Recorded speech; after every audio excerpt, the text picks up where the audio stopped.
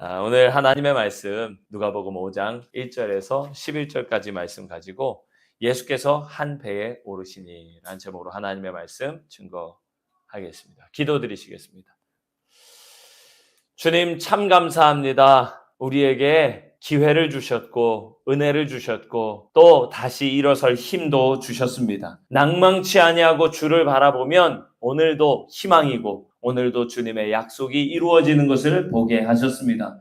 주님 감사합니다. 눈을 들어 주를 바라보고 찬송하며 그치지 않게 하여 주시옵소서. 주여 살아가는 모든 곳에서 하나님께서 주시는 놀라운 기적을 경험할 때 거룩하신 주님을 만남으로 인하여 우리 마음 두렵지만 주님께서 나를 따라오너라 말씀하실 때에 사명을 품은 주의 백성으로 하나님의 자녀로 주님의 신실한 제자로 설 수 있도록 새 힘 허락하여 주시옵소서. 함께하지 못한 성도들 주님 곳곳에 어디 있든지 눈동자처럼 지켜주시고 도와주시고 감찰하여 주셔서 우리가 함께 예배하며 주님의 영광을 위하여 살아갈 때 그곳에서 이루어질 하나님 나라와 영광을 보게 하여 주시옵소서. 함께 유업을 받은 자로 살아가며 주여 이 땅을 향하신 하나님의 뜻을 오늘 나의 삶 속에 나타내기에 부족함이 없는 성도들 다 되게 하여 주시옵소서. 함께 해주신 주님의 은혜에 감사를 드리며 살아계신 우리 주 예수 그리스도의 이름으로 축복하며 기도드리옵나이다.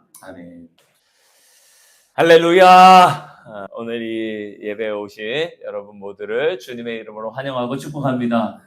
여러분 우리 하나님께 영광과 찬송의 박수를 올려드립시다. 할렐루야. 오늘 우리가 주님의 택하심을 받았고 부르심을 받은 줄로 믿습니다. 여러분들은 그냥 이 자리에 와 계신 게 아니에요. 하나님께서 택하여 부르시고 낙점하여 주시고 만나게 하셨기 때문인 줄로 믿습니다. 그래서 왜 예수님께서 시몬을 찾아가셨나?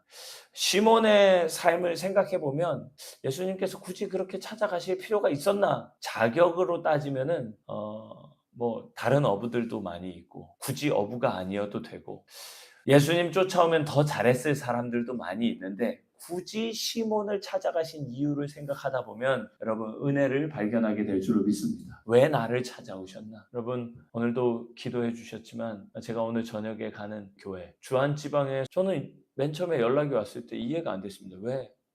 왜 나를 강사로 초청을 하지? 여러분 원래 주님 앞에서는 다 자격 없는 사람들입니다. 할렐루야. 자격 없는 사람을 부르셔서 그 일을 맡기시고 감당케 하실 때 우리는 두려움과 염려가 아니라 주님 주시는 순종으로 감당하면 될 줄로 믿습니다. 잘하려고 하지 마십시오. 여러분 맡겨주신 일이 있다면 그저 주님 뜻에 순종하는 마음으로 나아가면 은혜는 하나님께서 주실 줄로 믿습니다. 그런 믿음으로 오늘 이 자리에 섰고 오늘 이 자리에 나오신 줄로 믿습니다. 예수님께서 갈릴리 호숫가 주변에 얼마나 많은 어부들이 있고 또 많은 배들이 있는데 왜 하필 예수님께서 시몬의 배 위에 오르셔서 말씀을 전하셨는가? 여러분 혹시 그런 생각 안 하셨습니까? 혹시 여러분들 주일날 교회 나오시면서 왜 하필 내가 여기에 와서 주일에 오전 예배를 드리고 있지? 혹시 후회하시는 분도 계십니까? 아니 왜 우경식이는 그날 찬양 틀어놓은 그 교회 지 혼자 가면 되지 엄마랑 같이 가자 그래가지고 왜 여기 앉게 됐나? 왜 동네에서 선영이는 그 지나가는 목사 전도지 받아가지고 이거 그렇게 이 교회 새벽기도 나오게 됐나? 나만 잠깐 새벽기도 왔다 가면 되지 우리 남편 왜 소개시켜가지고 그 동태찌개 먹었나? 생각해보니까 참 신기해요. 아니 왜 내가 그때 블로그 보고 왜 무턱대고 이 교회 찾아와가지고 수요 예배를 드렸었나? 왜 유진이는 그 엄마한테 이 교회 소개시켜가지고 아빠까지 줄 이렇게 나와서 이렇게 예배 드리게 만들었나? 여러분 생각 안 해보셨어요? 내가 왜 여기 와 있나? 도대체 불가해한 과정이 있었는 줄로 믿습니다. 네. 이해가 안 되는 거예요. 저희 집에도 이해 안 되는 사람이 하나 있습니다. 왜 내가 개척교회 목사랑 결혼을 해가지고 이렇게 여기까지 이렇게 와 있나 그렇게 생각하는 사람도 있죠. 왜 지나가다가 왜 지하철역 앞에서 굳이 그 전도하고 있는 목사 그냥 전도하게 냅두지 말 걸어가지고 여기 지금 와 있나. 여러분 다 그 과정이 있었습니다. 여러분 저도요. 안산 나눔교회 여기에서 목회 시작하기 전 하루 전날까지 제가 안산에서 목회할 거라고 하는 생각은 요만큼도 하지 않았습니다. 하루 전날. 몰랐어요. 잠 잘 때까지. 뭐 때문에? 안산 나눔교회 오게 된 상황이 도대체 뭔가 여러 가지인데 뭐 때문인가? 거기에는 한 가지 공통점이 있습니다. 주님께서 우리를 찾아오셨고 만나주셨다는 것입니다. 여러분 그 사실에는 변함이 없습니다. 주님이 나를 찾아와 주셨고 만나 주셨어요. 그리고 우리를 서로 만나게 하셨어요. 운명적인 만남으로 제가 꾸며내려고 하는 것이 아닙니다. 저 역시 제가 계획한 것도 아니고 제가 뜻한 것도 생각한 것도 아닙니다. 그런데 주님께서 그곳에서 만나게 하셨을 때 믿음 하나 가지고 여기까지 왔습니다. 시몬이 지금 예수님 처음 만난 건 아닙니다. 오늘 본문 말씀에 1절에 보면 하루는 많은 사람들이 게네사렛 호숫가에 서 있는 예수를 애워싸고 하나님의 말씀 듣고 있는데 거기에서 배 두 척을 보고 한 배에 올랐는데 우연찮게 올라가신 것 같지만 사실 예수님은 시몬을 그 전에 알고 계셨습니다. 우리 누가복음 4장, 오늘 5장을 읽었는데 4장 38절과 39절을 함께 보겠습니다. 함께 읽겠습니다. 예수께서 일어나 회당에서 나가사 시몬의 집에 들어가시니 시몬의 장모가 중한 열병을 앓고 있는지라. 사람들이 그를 위하여 예수께 구하니 예수께서 가까이 서서 열병을 꾸짖으신데 병이 떠나고 여자가 곧 일어나 그들에게 수종드니라. 아멘. 가버나움 동네에 있었던 시몬의 집에 들어가셨는데 시몬의 장모가 열병을 앓고 있었던 거예요. 고쳐주시고 손잡아 일으켜주신 줄로 믿습니다. 그러니 여러분 시몬의 장모가 그런 회복과 치유를 경험했다. 그런 일이 있어요. 여러분 시몬 입장에서 예수님이 어땠을까요? 고마웠겠죠. 감사했겠죠. 은혜입니다. 그런데 여러분 당시의 감격과 감사로 넘쳤던 이 사건이 딱 거기까지였을 수도 있습니다. 무슨 말이냐? 내가 알고는 있는데 나와는 그렇게 딱히 상관없는 일일 수 있다는 거예요. 한 식구 중에 일어난 일이라 해도 믿음으로 살아가는 부인들이 있는데 그 남편들이 그렇지 못한 경우들이 진짜 많습니다. 그래 너 은혜 받고 너 감동 받고 넌 좋겠다 감동도 많이 받아서 너는 그렇게 가는데 나는 그래 뭐 우리 저 부인이 가니까 내가 예의상 뭐 따라가 주는 정도 아니 어쩌다 행사 때 한번 해주는 정도 그런 거일지도 모르지만 그 마음속에 예수 그리스도를 만난 기쁨, 감격, 감사, 은혜, 믿음 이런 거 없을 수도 있어요. 신방 어쩌다가 딱 갔는데 그 집에 있어도요. 여러분 뭐 그냥 아유 오셨어요 이 정도지 뭐 같이 예배를 드리거나 그렇지 않은 경우들도 참 많이 있습니다. 같은 식구들 중에도 그런 일이 많이 생겨요. 그 나는 나대로 주님에 대해서 들은 바는 있지만 나는 나대로 살아가야 하겠기에 한 발짝 물러서 있고 그냥 내 일을 하고 있는 경우도 많다는 거예요. 그러니 시몬은 예수님께서 그 놀라운 기적을 통해서 열병을 고치시는 이 일에도 불구하고 다른 사람들은 다 시몬의 집에 와가지고 고침받고 하는 상황에서도 시몬은 열심히 그냥 조업을 나가는 거 해야 될 일이 있으니까 물고기 잡으러 나갔던 거예요. 그런데 예수님께서 그 배에 찾아오신 거예요. 예수님이 게네사렛 호숫가에 서서 말씀을 전하시는 이 모습을 우리에게 보여주고 있습니다. 주님께서 그렇게 우리의 삶 속에 찾아오셨을 때 주님을 잘 맞이하고 환영할 수 있는 마음만은 열려 있으시기를 주의 이름 축복합니다. 갈릴리 호숫가에서 주님이 많은 군중들에게 하나님 말씀 전하고 있는 이런 장면들은 우리가 복음서에서 여러 차례 볼 수가 있어요. 마태복음 13장 1절에서 2절의 말씀을 보니까 밀리다 보니까 더 갈 데 없어서 해변가에 앉은 사람들에게 가장 말씀 전하기 좋은 위치가 어디냐? 그게 배였다는 거예요. 마태복음 13장 1절 2절을 제가 읽어드리겠습니다. 그날 예수께서 집에서 나가사 바닷가에 앉으시며 맨 처음엔 바닷가에 앉으셨어요. 바닷가에 그냥 거기에 계셨어요. 그런데 큰 무리가 그에게 모여들거늘 여러분 상상을 해보십시오. 해안선이 이렇게 있고 여기 지금 갈릴리는 정확하게 얘기하면 바다는 아니고 호수니까 그 호숫가에 사람들이 점점 몰려드니까 여러분 어떤 모습이겠습니까? 입추의 여지 없이 이렇게 딱 그 둘러서 있는 그러니까 예수님 앉을 자리도 있어 없어? 이제 예수님한테 들으려고 점점 다가오니까 설 자리가 없는 상태가 되니 배 위에 올라간 것입니다. 마태복음 13장 2절에 보면 큰 무리가 그에게로 모여들거든 예수께서 배에 올라가 앉으시고 온 무리는 해변에 서 있더니 자동으로 배가 무대처럼 강단처럼 되는 것이고 해안선을 따라서 울타리가 쳐져 있는 것처럼 사람들이 쭉 앉아 있는 그런 모습을 한번 생각해 보십시오. 거기에 앉아서 주님의 말씀을 들었던 것입니다.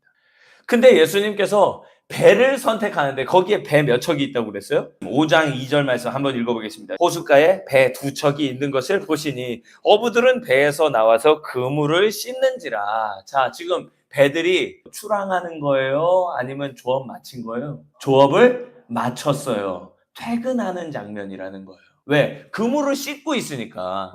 배가 2척이 있습니다. 근데 왜 하필 주님께서 이 배가 아니고 이 배에 오르셨을까? 여러분, 그것도 우리는 알 수 없는 것입니다. 랜덤이죠. 무작위로 주님께서 가셨을 거예요. 그러나 사람들은 우연이라 할지 모르지만 오늘 저와 여러분은 알고 있죠. 주님께서 설교하러 오신 거 맞고 말씀 전하러 오신 거 맞지만 주님의 관심은 어쩌면 시몬의 영혼을 구원하시는데 그를 제자 삼으시는데 목적이 있었을지도 모르겠습니다. 이것을 우리는 우연을 믿지 않고 하나님의 섭리, 하나님의 계획하심을 믿는다라고 말하는 거죠. 제가 말씀드리죠. 저와 여러분이 지금 이 자리에서 이 말씀을 가지고 함께 나누고 있는, 함께 예배하고 있는 이 자리는 하나님께서 우리를 만나게 하셨기 때문인 줄로 믿으시기를 축복합니다. 근데 문제는 그때부터였어요. 예수님께서 이제 퇴근하는 사람 보고 말씀하기를 마치셨어요. 그러면 예수님도 집으로 가시면 되고 베드로도 지금 조업 마쳤는데 마쳤을 때 지금 누가 손님이 하나 와가지고 잠깐 배를 못해서 떨어뜨려 놓기는 했으나 이제 다시 접안하고 이제 집에 가면 되는 거예요. 둘 다 퇴근하면 되는 거예요. 자연스러운 장면이에요. 4절 말씀입니다. 말씀을 마치시고 시몬에게 이르시되 깊은 데로 가서 그물을 내려 고기를 잡으라. 다시 출근하라는 거예요. 제가 애들한테 물어봤어요. 자, 학교 갔다 와가지고 이제 쉬고 있는데, 야, 이제 주말이다. 내일은 학교 안 간다. 이러고 있는데, 야, 윤호야, 너 학교에서 오래. 그러면 좋을까, 나쁠까? 안 되죠. 안 되죠. 안 되죠. 안 될 일이에요, 그거는. 지금 열심히 일하고, 여러분, 사리역 앞에 가면은 저쪽 화성으로 출근하는 사람들이 그렇게나 많은데, 그 사람들이, 여러분, 표정이 다 어떨 것 같아요? 출근할 때는 어디 도살장 끌려가는 소처럼, 제가 보면서, 아이고 저렇게 힘이 들지. 네, 저렇게 힘이 들 거야. 저는 짐작만 하고 있습니다만 그 사람들 표정에서 느껴지는 그 무뚝뚝함과 그 정말 막연함, 그냥 다 포기하고 있는. 근데 여러분 반대쪽에 서 있잖아요. 그 시간대 교대해서 오는 사람들, 공장에서 교대해서 오는 사람, 내리는 사람들 중에 웃지 않는 사람이 없습니다. 핸드폰 보면서 막 킥킥킥킥 하면서 웃고 퇴근하는 그 표정이 얼마나 가벼운지. 사랑하는 여러분, 직장에도 주님 계셔서 여러분 웃을 일이 있으시기를 주의를 축복합니다. 함께 하시기를 소망합니다. 그런데 지금 퇴근하는 사람 붙잡고 다시 출근하라고 하니 지금 그물 다 정리했는데 그런 마음이 들었으나 5절 말씀 같이 한번 읽어볼까요? 시몬이 대답하여 이르되 선생님 우리들이 밤이 새도록 수고하였으되 잡은 것이 없지만은 말씀에 의지하여 내가 그물을 내리리이다 하고 정말 그렇게 하기 싫을 때 순종하십시오. 역사가 일어날 줄로 믿습니다. 정말 내가 이렇게 하고 싶지는 않은 상황에서 믿음으로 한번 순종해 보세요. 제가 이번 금요일날 그랬다니까요. 나 진짜 이렇게 늦게 일어나가지고 무슨 낯으로 주님을 보고 무슨 낯으로 성도들을 보겠나. 그래서 그냥 아프다고 할까. 문자 한 번이면 돼. 예, 권사님 죄송해요. 저 오늘 못 나갔네요. 그냥 집에 가셔. 다 오늘 전도도 쉬시고. 어제 안수기도 해준다고 말을 하지를 말걸. 그러고 나서 아침에 늦게 일어나 보니까 안수기도는 해줘야지. 그래가지고 그래서 옷 챙겨 입고 나온 거야. 나와서 전도 같이 나가서 전도하고. 여러분 주님의 등떠미심에 항상 있으시기를 축복합니다. 순종하기 도저히 힘들 때 순종해보세요. 주님이 배나 은혜를 주실 줄로 믿습니다. 정말 배나 은혜를 주세요. 깊은 데로 가서 그물을 내려라. 가뜩이나 어젯밤에 물고기 많이 잡았어요? 못 잡았어요? 못 잡았어요. 어획량 박살났어요. 아무것도 안 돼. 기분도 안 되는데 주님 그냥 가시죠. 이렇게 할 수 있는데 어떻게 합니까? 주님이 가자고 하시니 잡은 것이 없지만은 기대할 수도 없지만은 어찌 하겠습니까? 여러분 벼랑 끝 순종에서 언제나 은혜가 있습니다. 할렐루야. 저는 믿어요. 더 이상 안 될 것 같은 상황이면 순종하기 참 좋은 때구나. 주님이 역사하시기 가장 좋은 때구나. 그렇게 생각할 수 있는 저와 여러분 복된 성도들 되시기를 축복합니다. 그물 내렸어요. 어떻게 됐죠? 그물이 찢어지는지라. 아니 거짓말처럼 조금 전까지 씨가 말랐나 싶었을 정도로 고기가 안 잡혔는데 시몬과 안드레 그물 다시 깊은 곳으로 내리자마자 거기에 빨려 들어오듯이, 그러니 그때는 혼자 안 되는 거예요. 감당 안 될 것 같아. 옆에 있는 배에 도움을 요청했습니다. 야고보와 요한 같이 동업하고 있는 그 사람들까지 와서 같이 그물을 끌어올리니 겨우 끌어올릴 수 있는데 그물이 찢어지기 시작하고 배가 잠기기 시작하는 거예요. 여러분, 대성공 아닙니까? 야, 주님이 함께 하시니 이렇게 버쩍 일어서는구나. 이렇게 이 흐름대로 가면은 당장에 배 한 척 더 사고 조합 설립하고 저 주변에 식당도 생선 가공 공장도 하나 차려가지고 당장에 큰 돈 벌게 생겼다. 역시 예수님 함께 하시니 잘 됩니다. 그렇게 생각할 수 있을까요? 여러분, 일이 잘 풀려가면 사람이 그러면 안 되는데 나중에 손대지 말아야 될 것까지 손대다가 잘못되는 경우가 많습니다. 지금 갈릴리 어부들 시몬과 그 형제 안드레, 야고보, 요한 이런 사람들이 굉장한 도덕의식 가지고 엄격한 직업윤리 가지고 정직한 삶의 목표 가지고 그렇게 살아가는 사람들 같아 보이지 않습니다. 그냥 여느 어부들과 같습니다. 어부는 뭐가 최고예요? 그저 물고기 많이 잡으면 좋은 거예요. 돈 많이 벌면 되는 거예요. 그게 제일이에요. 며칠 전 뉴스 보셨는지 모르겠습니다만 저 동해 영덕 이런 데 가면 대게 있지 않습니까? 그 대게 잡는 어선 그 선장이 그 경찰서에 잡혀갔다는 거예요. 왜? 대게 암컷을 잡아가지고 불법으로 옮기다가 해경에 걸려가지고 그렇게 조사를 받은 거예요. 암컷 대게는요 어족 보호 차원에서 절대 잡으면 안 돼요. 그냥 선상에서 잡으면 딱 보면 알거든요. 그 사람들은 딱 보면 이게 암캐로구나. 그래가지고 이렇게 딱 바로 던진다는 거예요. 바로. 무조건 잡으면 불법이고 벌금이 엄청나고 2년까지도 징역을 사는 일이라는 거예요. 절대 잡으면 안 되는 거예요. 근데 그거를 155마리를 잡아가지고 옮기다가 해경한테 탄로가 난 거예요. 이 선장의 집까지 수색을 해봤더니 그 선장 집에 암캐가 수천 마리가 2,000마리 넘는 암캐를 비밀스러운 수족관을 만들어 거기다가 놔뒀다는 거예요. 어떻게 하자는 거예요? 대게 씨를 말려가지고 개체수를 줄여서라도 내가 가격 더 많이 쳐서 받겠다는 마음이죠. 그냥 사특한 마음입니다. 이기적인 마음입니다. 저렇게까지 욕심 부려서 뭐하나 도대체. 영덕에 대게 먹으러 갈 일도 그렇게 자주 없는데 제가 그냥 괜히 뉴스 보니까 화가 나더라고요. 한번 재미 들리고 돈맛 보고 나니까 기준은 아주 쉽게 사라지고 그런 거예요. 물고기 많이 잡았다? 여러분, 시몬 입장에선 최고 좋은 거죠. 더 좋은 게 없는 거예요. 근데 여러분, 시몬이 기뻐하고 뛸 줄 알았는데 정반대의 반응입니다. 8절 말씀 함께 읽습니다. 시작. 시몬 베드로가 이를 보고 예수의 무릎 아래에 엎드려 이르되 주여 나를 떠나소서 나는 죄인이로소이다 하니 전혀 의외의 반응이에요. 기뻐하는 게 아니고 한탄을 하는 거예요. 머리를 감싸주는 거예요. 예수님 떠나세요. 저는 죄인입니다. 거룩하신 주님을 만난 사람들은 누구나 이런 자연스러운 반응을 보이게 되어 있습니다. 내가 지난날에 어떤 삶을 살아왔는지 겉으로 봤을 때 나는 꽤 괜찮고 훌륭하고 성공한 삶을 그냥 나 이제까지 부끄럽지 않은 삶을 살아왔다 그렇게 생각할지 모르지만 나는 내 안에 있는 죄를 알고 내 더러움을 알고 내가 하나님 앞에 섰을 때 참 부끄럽함이 없는 그런 모습이었다는 거예요. 죄인들 사이에서 섞여갈 때에는 여러분 다른 사람 비판하고 정죄하고 개중 의로운 척도 좀 했지만 거룩하신 하나님의 아들이 내 배 위에 오르셔서 직접 말씀하시면서 눈으로 보고도 믿을 수 없는 기적들이 벌어지고 나니까 갑자기 두려운 마음이 생겼던 것입니다. 너무 놀라서 두려운 마음이 생겼던 거예요. 그건 비단 시몬만이 아니라 그 형제 안드레와 야고보, 요한까지도 다 동일한 마음이었을 거예요. 그때 주님께서 뭐라고 말씀하십니까? 10절을 함께 읽습니다. 세베대의 아들로서 시몬의 동업자인 야고보와 요한도 놀랐습니다. 예수께서 시몬에게 이르시되 무서워하지 말라 이제 후로는 네가 사람을 취하리라 하시니. 아멘. 예수님께서 그에게 이런 제안을 하시는 거예요. 무서워하지 말라 이제 후로는 네가 사람을 취하리라. 마태복음에서 뭐예요? 사람을 낚는 어부가 되게 하리라.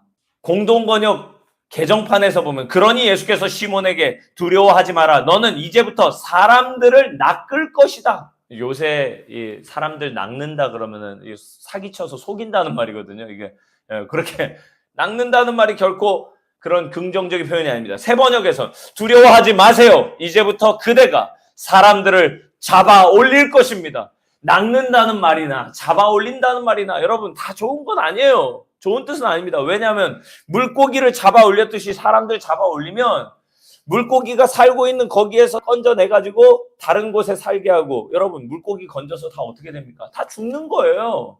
그러나 여러분 여기에서 영적인 의미를 잘 알 수 있기를 바랍니다. 잡아 올린다고 해서 낚는다고 해서 그 사람을 올가매고 잡아들인다는 말이 아닙니다. 사람들이 살아가는 그곳에서 잡아 올려서 죄 가운데서 건져 올려서 생명을 선사한다는 말입니다. 고기 잡는 것이 목적이었던 시몬이 이제는 인생의 목표가 달라졌습니다. 돈 버는 것이, 성공하는 것이 목적이었던 시몬이 이제는 주님의 사명을 품고 사는 사람이 되었습니다.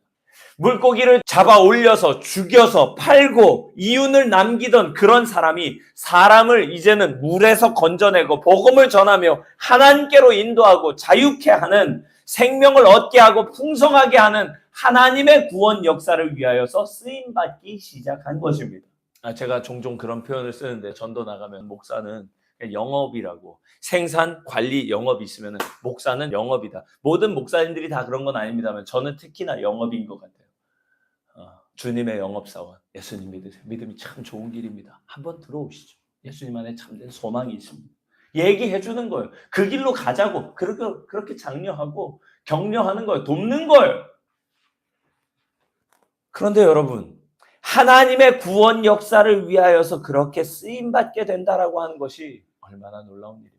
베드로는 그날 간화를 받았어요. 나는 죄인이니까 떠나세요 라고 말씀드렸는데 주님은 도리어 나를 네가 필요하다. 너는 이제 사람을 건져 올리는 일들을 할 것이다. 사람 살리는 일을 할 것이다. 하나님 나라에 네가 필요하다라고 말씀해 주신 거예요. 베드로 감동받았습니다. 그 형제와 야고보, 요한도 마찬가지였습니다. 그들에게 더 이상 배와 그물은, 잡은 고기는 중요하지 않았습니다. 어떻게 됐나요? 그들이 배들을 육지에 대고 모든 것을 버려두고 예수를 따르니라. 잡은 물고기 그거 어떡합니까? 가득 잡았는데 주님 요것만 손질해놓고 따라가겠습니다. 그러지 않았다는 거예요. 주님 요것만 지금 금방 시장 팔고 오겠습니다. 그래도 주님 쫓아가려면 자금이 필요하니 야, 따라와라 할 때 배도 그물도 잔뜩 잡은 고기도 이제는 더 이상 그들에게 의미가 없었다. 여러분, 제자됨은 그런 것입니다. 모든 것을 버리고 예수님 따라가는 것입니다. 여러분, 하나님 나라에 대해서 이야기할 때 그 밭에 감추인 보화를 발견한 사람은 자기의 재산을 다 팔아서 그 밭을 사지 않습니까? 거기에 보화가 있다는 사실을 알고. 값진 진주 하나를 발견한 사람은 자기의 재산을 다 팔아서 그 진주를 사고 그걸 통해서 소망을 얻지 않습니까? 그게 하나님 나라라고 예수님이 가르쳐 주지 않았나요? 여러분, 예수 그리스도를 따라가는 것은 나를 붙드는 모든 미련과 두려움과 미래에 대한 걱정, 사람들의 평판, 그런 것을 염려하는 마음까지 다 내려놓고 예수 그리스도를 따라가는 것이 주님의 제자 되는 것이라. 여러분, 제가 정답을 말씀드립니다. 모든 것을 버려두고 주님을 따라가는 것이 제자됨이라는 겁니다. 그러면 오늘부터 당장 포기하고 모든 것 다 처분하고 나 이제 주님만 증거하면서 그렇게 살아야 될까? 여러분, 오해하지 마십시오. 주님이 여러분을 찾아가실 때가 있습니다. 주님이 여러분을 부르실 때가 있습니다. 저마다의 때가 다를지 모르지만 우리의 인생의 때에 주님께서 그렇게 말씀하실 때가 있고 찾아오실 때가 있을 거예요. 내 인생에서 도대체 내 삶 속에서 이런 적이 있었나 싶을 정도로 굉장한 순간이 찾아올 수도 있을 거예요. 여러분, 예를 들자면 이런 겁니다. 안산 나눔교회에 하나님께서 부흥의 은혜를 주셔서 어제도 오늘도 매일같이 사람들이 몰려와서 이 예배당이 가득 차고 입추의 여지가 없고 교회가 부흥을 하고 여기서 더 뭔가 굉장한 일을 할 때 주님이 어느 날 저한테 이렇게 말씀하시는 거죠. 나를 따라오너라. 모든 것을 버려두고 주님을 따라가야 될 때가 있을 거라. 예를 들자면 그런 겁니다. 여러분들의 인생에서 내 인생에 도대체 이렇게 풍족하고 이렇게 충만하고 이렇게 가득해 내 뜻대로 이루어지는 그때가 있을까? 그때 주님께서 찾아오셔서 나를 따라오너라 말씀하십니다. 여러분, 제가 봤을 때 지금 내려놓고 따라갈 사람 우리 교회 많지 않은 걸로 알고 있습니다만, 여러분, 주님이 그때에 나를 부르시면 모든 것이 주님의 은혜라는 사실을 알고 내려놓고 주님 따라가시기를 주의 이름 축복합니다. 이미 그렇게 따라온 사람도 있어요. 제가 볼 때 우리 교회 성도들 중에 이미 벌써 그렇게 버리고 따라온 사람이 있다고요. 다 내려놓고 따라왔어요. 지금 왔어요. 여러분, 꼭 나중에 다 해야 될 일처럼 생각하지 마십시오. 이미 여러분들은 그렇게 하고 오신 분도 계시다니까요. 그리고 결정적인 순간에 주님은 우리에게 그저 부분이 아니라 전부를 요구하실 때가 있을 겁니다. 내 생명, 내 모든 것, 내 삶 전체 주님이 요구하실 때, 여러분, 그때 고민하지 마시고 주님을 따라가는 저와 여러분 되시기를 주의 이름으로 축복합니다. 그때 주님의 말씀에 순종하며 나아갈 수 있다면, 우리는 오늘 본문에서 부름받았던 시몬, 주님과 한 배를 타게 된 시몬, 아니 주님이 찾아오셔서 그의 배에 오르셨을 때 주님을 맞이하고 그를 따라갔던 시몬과 같이 예수 그리스도의 진정한 제자가 될 수 있을 것입니다. 예수님의 인격과 삶을 따라가십시다. 예수님이 우리에게 요구하시는 사명이 있다면 그 일을 향해 오늘 첫 발을 내딛으십시다. 주님께서 우리와 함께 계시고 영원토록 우리에게 복과 은혜를 허락해 주실 줄 믿습니다.